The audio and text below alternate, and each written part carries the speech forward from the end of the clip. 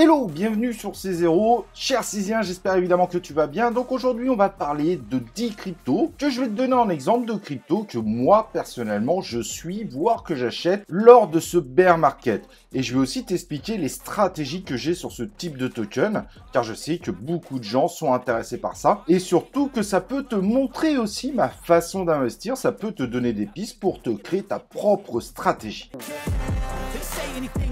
Cause I just wanna hear it out your mouth, yeah. Give me fuel, it's a tool that I use to go ahead and run my mouth, yeah. I take shots, I take loss, I make shots, I miss lots. That's how you get big box, you get yachts, you swing lots and pop off a big shot. En première crypto-monnaie, je vais aller dans le grand classique. Et oui, on peut pas faire beaucoup plus classique que ça. Évidemment, Bitcoin, pour moi, c'est un indispensable dans mon portefeuille.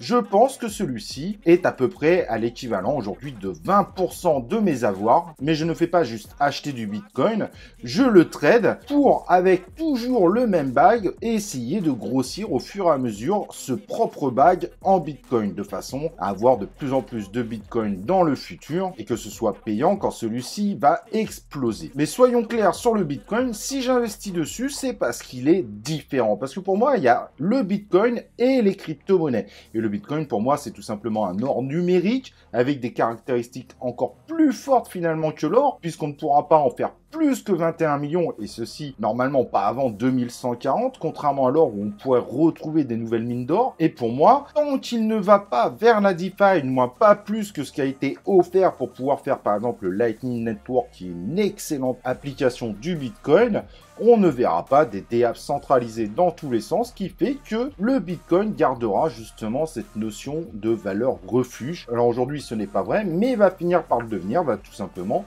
réellement devenir pour moi l'or numérique. En revanche, si un jour je commence à voir des évolutions du Bitcoin pour pouvoir créer de la DeFi dans tous les sens, à ce moment-là, je sortirai probablement du Bitcoin. Je pense que ça serait une grave erreur d'amener le Bitcoin justement sur ce type de voie. Aujourd'hui, il se différencie carrément de tout l'univers Ethereum et les blablabla grâce à ça justement, du fait que ce soit une valeur qui veut aller vers de la valeur refuge et non pas vers un token où on va pouvoir jouer avec, à faire des choses, etc. etc. Donc voilà, en tout cas, mon premier token, tout simplement, c'est le Bitcoin et pour moi, c'est indispensable d'avoir ça dans son portefeuille. Le deuxième token, dans les tokens ultra cotés, en gros qui sont dans le top 20 des crypto-monnaies, je mets évidemment Matic, qui est pour moi le plus prometteur des tokens du top 20, qui est pour moi un des deux tokens les plus prometteurs du top 20 et qui peut aller beaucoup plus loin. En effet, aucune faute de parcours, cette blockchain aujourd'hui considérée layer 2 de la blockchain Ethereum,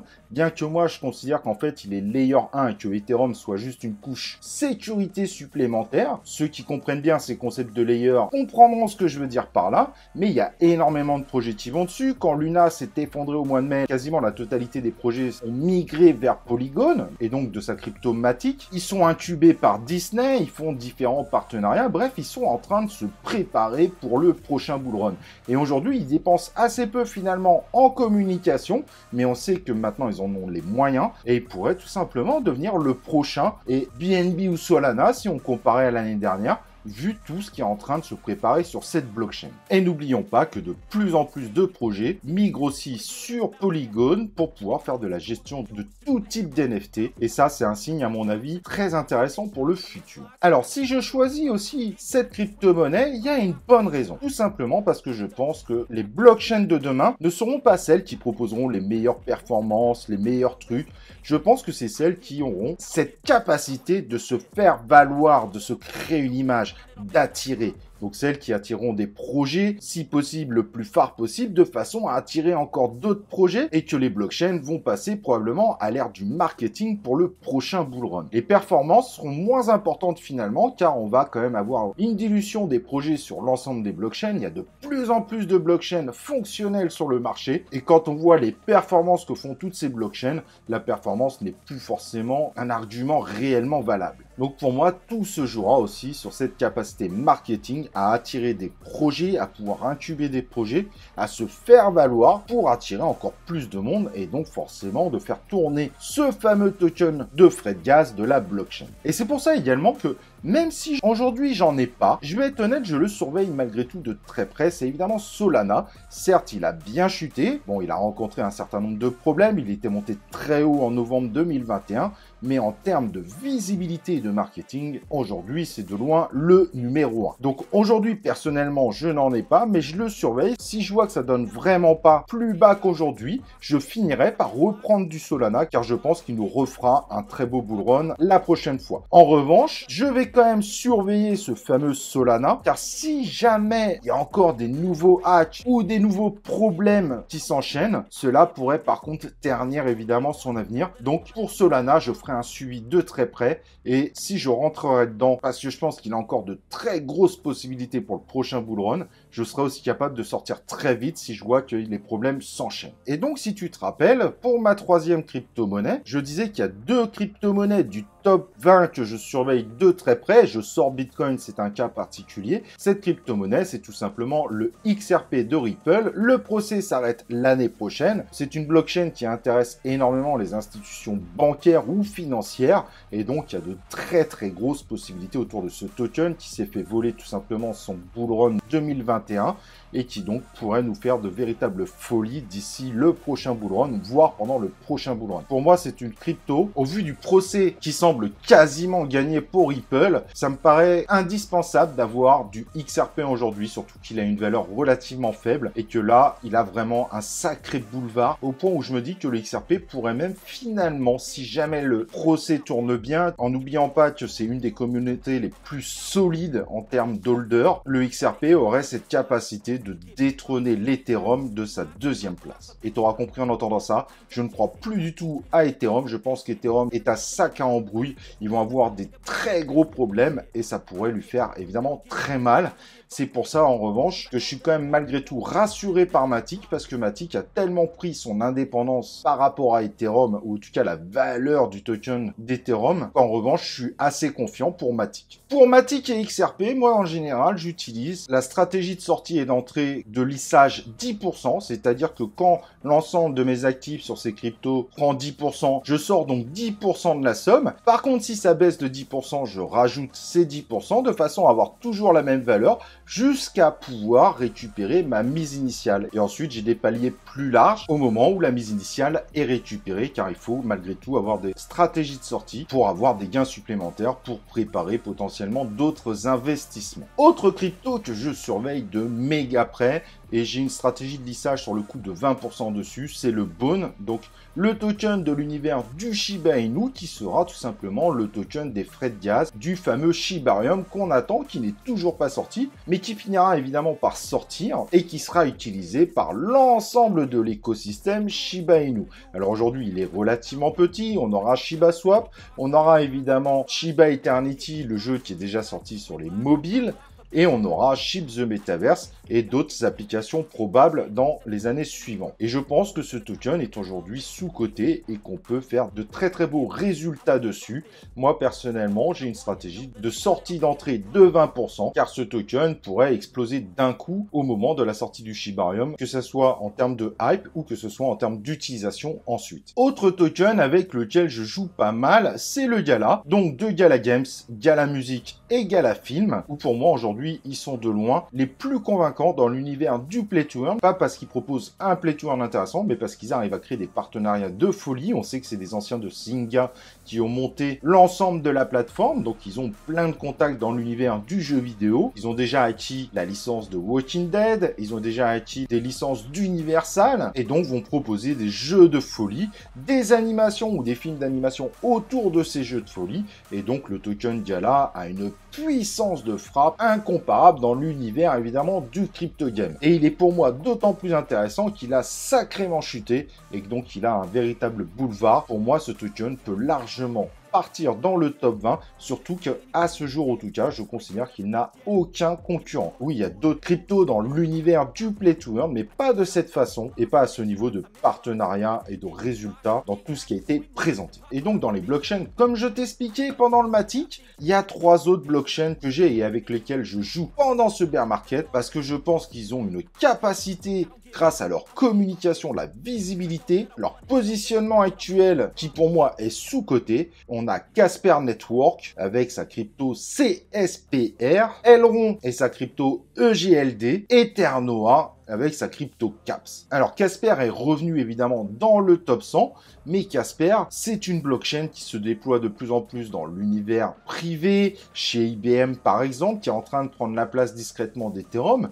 Pourquoi? Tout simplement parce qu'il est vu comme Ethereum, mais évolué, limite Ethereum qu'on aura en 2030. Et donc ceci, ça commence à faire parler de plus en plus d'eux. Leur écosystème commence doucement à se développer, et donc il y a de plus en plus de développeurs qui s'y intéressent. Surtout que eux proposent un certain nombre d'outils qui évitent d'utiliser la complexité de Solidity, etc. Et ce qui attire aussi pas mal. Donc il y a quand même beaucoup de chances finalement que Casper monte dans le top 20. Maintenant, il faudra suivre car il y a quand même un écosystème à faire vivre. Le deuxième, c'est Elrond Network. Elrond Network est en train de se créer un écosystème complet avec de nombreux projets autour. On a du Play to Earn avec Cantina Royale, mais pas du petit Play to Earn, il est plutôt sympa. On va avoir des applications autour du paiement, comme avec Utrust. Bref, l'écosystème est en train de grossir au fur et à mesure du temps. Et pour moi, cette crypto aujourd'hui est complètement sous-cotée par rapport aux résultats qu'elle pourrait faire. En revanche, il va falloir que la blockchain s'accélère un peu pour pouvoir avoir un écosystème viable, mais j'ai nul doute qu'ils doivent probablement travailler là-dessus. Cependant, aujourd'hui, pour moi, c'est clairement sous-coté quand on voit l'écosystème, quand on voit la visibilité qui continue à grossir et son positionnement actuel. Pour moi, Elrond est probablement une prochaine très grosse réussite. Et alors, le plus sous-coté, pour moi, c'est tout simplement Ternoa, qui arrive à attirer des projets très haut de gamme et qui est le seul à proposer ces concepts de capsules qui sont des NFT bien plus évolués que ce qu'on peut avoir sur l'ensemble des blockchains, qui vont mettre en place en même temps que Binance les Soulbound tokens qui vont être des NFT intransférables, ce qui peut être très intéressant par exemple pour son identité numérique. Bref, sur le coup, ils sont méga avancés, ils attirent de vrais projets, ils incubent ces projets pour qu'ils viennent sur leur blockchain, donc il y a un véritable travail d'intégration également, et même quand on regarde l'ensemble des tokens, si tous les tokens étaient en circulation, même là, on est sur un market cap complètement sous-coté. Et pour moi, Ternoa, il va falloir faire très attention, il peut exploser très rapidement. Au niveau blockchain, il y en a une autre, personnellement, sur laquelle je continue d'être. Dernièrement, elle m'a fait très plaisir, avec une stratégie -20, +20, ça a plutôt bien payé ces dernières semaines, c'est Morpheus Network. Mais c'est une blockchain qui n'a pas pour vocation d'aller faire de la super DeFi, etc., mais qui est une blockchain spécialisée dans la logistique, donc dans le métier de la logistique. Et ça, par contre, ça n'a pas de prix. Mais on voit qu'ils continuent à essayer de décentraliser la blockchain de plus en plus, donc allant vers une partie de la population crypto qui investit principalement sur la décentralisation. Le travail est sérieux et la blockchain évolue continuellement. Et vu sa cotation actuelle, c'est évidemment un projet qui peut encore monter très très haut. Alors, de là à aller dans le top 20, je ne pense pas, mais il y a une possibilité évidemment qu'ils viennent faire un petit tour consolidé dans le top 100, ce qui serait déjà de très bons résultats. Et en termes d'application, je vais mettre deux crypto-monnaies particulières que j'apprécie énormément. Bubblmap, que je trouve complètement sous-coté, mais qui est pourtant le seul outil aujourd'hui pour bien analyser les tokens. Depuis qu'ils se sont concentrés à vouloir développer que cette partie-là et à ne pas développer d'autres outils, fait que finalement, ils vont de plus en plus vite sur cette partie-là et l'outil devient de plus en plus efficace. En plus, il y a des options de tuerie qui vont arriver dessus avec cette capacité de pouvoir remonter dans le temps sur la répartition des tokens. Bref, pour moi, le token de ce projet est complètement sous-coté et lui pourrait faire une dinguerie au prochain bull run. Il suffira pas de grand-chose finalement pour avoir une bonne communication et de voir X youtubeurs, X analystes utiliser cet outil. Clairement, dans l'analyse des tokens, l'analyse de la répartition des tokens, il n'y a juste pas d'équivalent. Et pourtant, indispensable quand on a la chance d'avoir le token sur une des blockchains proposées, sachant que le projet est en train d'intégrer de plus en plus de blockchains et donc va concentrer un pourcentage de plus en plus grand des tokens d'application. Et l'autre, c'est Galéon, token lié à un projet d'une grosse application de la gestion de patients dans les hôpitaux, les cliniques, etc., etc., avec cette capacité de pouvoir proposer des plugins réalisés par des éditeurs tiers où le Galéon sera utilisé, utile et forcément bénéfique pour tous ceux qui ont du Galéon. Et quand on voit tous les problèmes que rencontrent les hôpitaux et les cliniques dans tous les pays d'Europe, avec les piratages, etc., etc., eh ben, il y a un véritable boulevard sur ce secteur, sachant que Galion, lui, base tout sur la blockchain et rend évidemment le piratage beaucoup plus compliqué. Voilà, pour cette vidéo, je t'ai donné 12 tokens sur lesquels je suis actuellement, ou on va dire 11 et 1 que je surveille de très près. Il y en a évidemment d'autres. Si ça t'intéresse, je pourrais faire d'autres vidéos. Mais voilà, j'ai essayé aussi de t'expliquer mes motivations et pourquoi je me focalise sur ces tokens précisément. Ça ne veut pas dire que les autres projets sont mauvais. Il y a évidemment d'autres très bons projets, mais parfois la tokenomics me fait dire que je vais peut-être attendre un petit peu, ou que je considère que c'est pas forcément le bon moment, ou que le risque est trop élevé, car je suis persuadé que 90% des projets dans l'univers de la blockchain ne survivront pas à ce bear market, surtout si on ne repart pas en boule dès 2023. Même si j'ai le pressentiment que l'année 2023 sera meilleure que cette année 2022, je reste sur la possibilité de me tromper de façon à garder la tête froide dans mes investissements. Donc voilà, après si tu veux une vidéo où je présente toutes les cryptos que je prendrai pas en bear market, eh ben n'hésite pas à le dire, je pourrais faire ça, ça pourrait être drôle de partir dans le négatif. N'oublie pas évidemment avant de partir de liker la vidéo, de t'abonner sur la chaîne YouTube et évidemment, on se retrouve pour une prochaine vidéo de C0.